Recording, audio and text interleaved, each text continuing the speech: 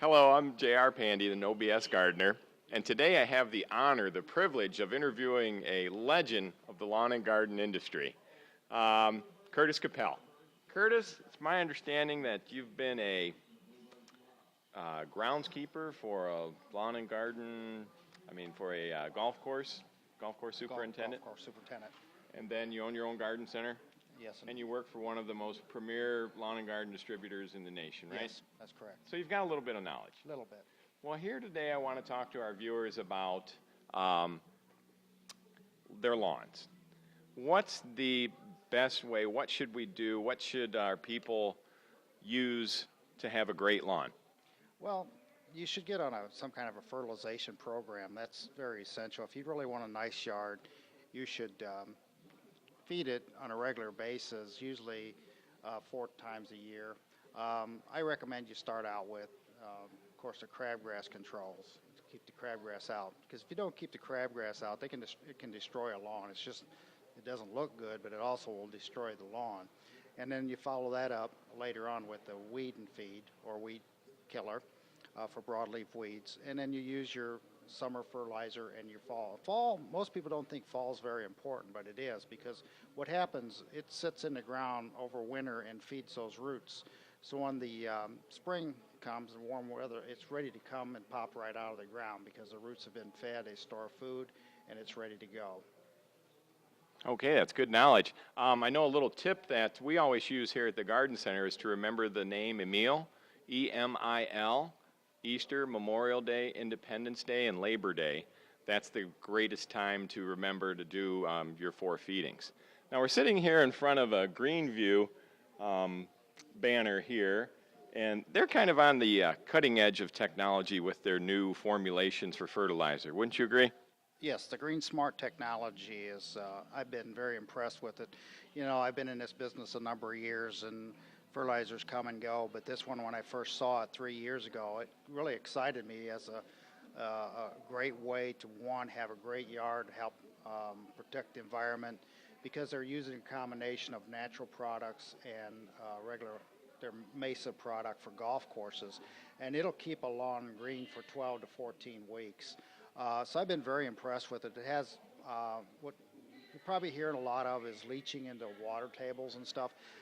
This product will not leach more than 6 inches into the soil, and that's where you want it. That'll be in the root zone and will not go on down to water sources such as wells or out to lakes. Yeah, I know phosphate is a big concern for many people. That's the second number if you look at any fertilizers. And Greenview, do they have phosphate in theirs? No, There's no phosphate. Yeah, no, theirs is phosphate free. But also the other thing is that you're going to start hearing about is nitrogen leaching into the soils and into the lakes. And because of their controlled release and controlled amount of where it goes, there will be no nitrogen leaching either. So they're already ahead of the curve of having a product that's very safe for the environment. And the way that it's put together, it's my understanding that you'll get a constant slow release feeding for up to 12 weeks, yes? That's correct, up to 12 weeks. Okay. And I know this is fairly new product out, but we really like it here at Pandy's.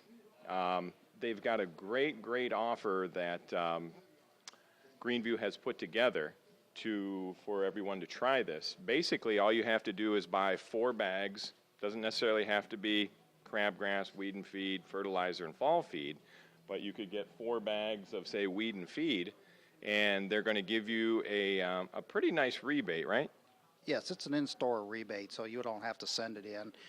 JR will take care of you here in the store, and you can pick up the product that you want to get for free. And then, like on a 5,000, you buy 5,000, 4 bags.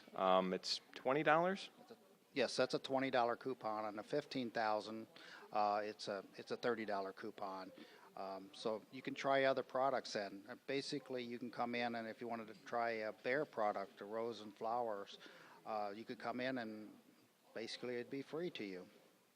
All right, yeah, we're sitting near Bear, and Bear and Greenview have kind of joined their forces this year.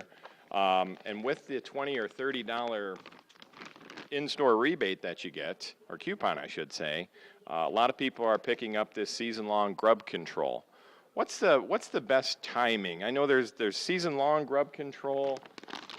There is a 24-hour grub control. What's the difference, and when's the best time to actually put that down for effectiveness? Well, the season long grub control, you really want to put that out in the first part of June to about July.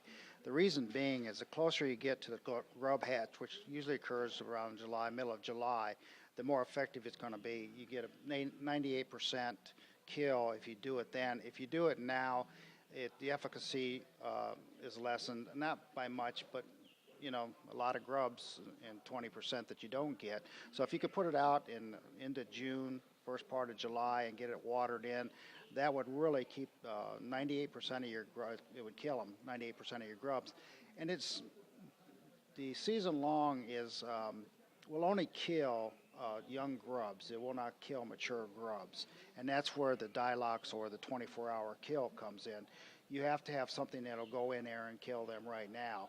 Many of you dig in your yards first thing in the spring and you see the grubs and you want to put down a grub control. Well, the ones that are season long, you don't want to put those down because it really won't affect those mature grubs. You really need to get a product. It's a 24-hour grub, or the active ingredient is Dilox, and that will kill the grub almost 24 hours. It'll kill the grubs, and the nice thing about it, it'll be out of the soil within 72 hours, and there's no leaching into ponds. You can go right up to a pond if you have a pond in your yard. So that's the nice thing about the Dilox. A lot of my clients are concerned when they put down different types of insecticides and weed killers. They have pets, they have children. When can they actually let their pets back out on their lawn or their kids play? Depends on what you put out. I always like to tell people, I err on the side of cautious.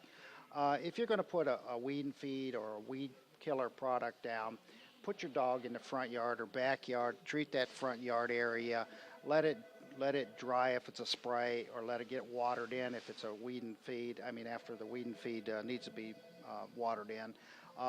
And I would say, 48 hours, keep them off that section, move them over to the front yard and do your backyard. That's always the best policy. Generally, dogs are usually not affected by it, but I'd rather say, be careful with your pets. I have a dog. I do the same thing. I have to section mine in three pieces, but that's what I do, and you just have to be careful. That's a great tip. Well, that's all for today here on the No BS Gardening, but keep watching because we'll be back with more gardening tips.